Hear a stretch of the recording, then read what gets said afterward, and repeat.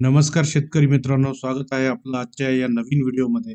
पीक विमा 2025 आपण ऍप्लिकेशन केलेलं असेल. ऍप्लिकेशन केल्याच्या नंतर तुमच्या पीक विमाचं स्टेटस काय आहे, पेमेंट सक्सेसफुल झाले का, ऍप्लिकेशन सबमिट झाले का, त्याच्यानंतर समोरचा प्रोसेस काय असणार आहे, तुमचं अतिवृष्टीमुळे पाण्याचं नुकसान झालंय पाण्यामुळं, तर त्याचं स्टेटस कसं बघायचं आपण या व्हिडिओमध्ये जाणणार आहोत.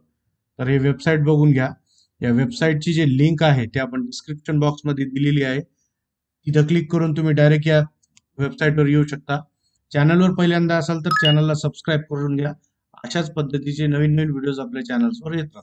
तुम्हाला एक ऑप्शन दिसू शकते इथं ऍप्लिकेशन स्टेटस म्हणून, त्याच्यावर क्लिक करायचं आहे. त्याच्यावर क्लिक केल्याच्या नंतर आपल्याला पॉलिसी नंबर टाकायचा आहे.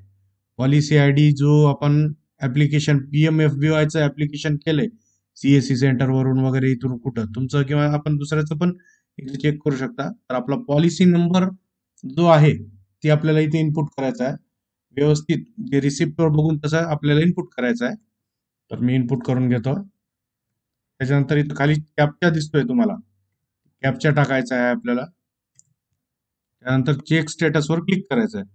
इथे चेक स्टेटसवर क्लिक केल्यानंतर ऍप्लिकेशन नंबर दिसेल तुम्हाला, इथं एक दिसेल ऍप्लिकेशन सबमिटेड, स्टेटस सक्सेसफुल आणि ऍप्लिकेशन नंबर 2. म्हणजे जर 2 गट असतील तर ते दोन्ही गटाचं तुमचं दाखवत आहे, तर दोन्ही अप्रूव्ड आहे. अशा पद्धतीने तुम्ही स्टेटस चेक करू शकता. ऍप्लिकेशन स्टेटस अप्रूव्ड दिसत असेल. चॅनलवर पहिल्यांदा असाल तर चॅनल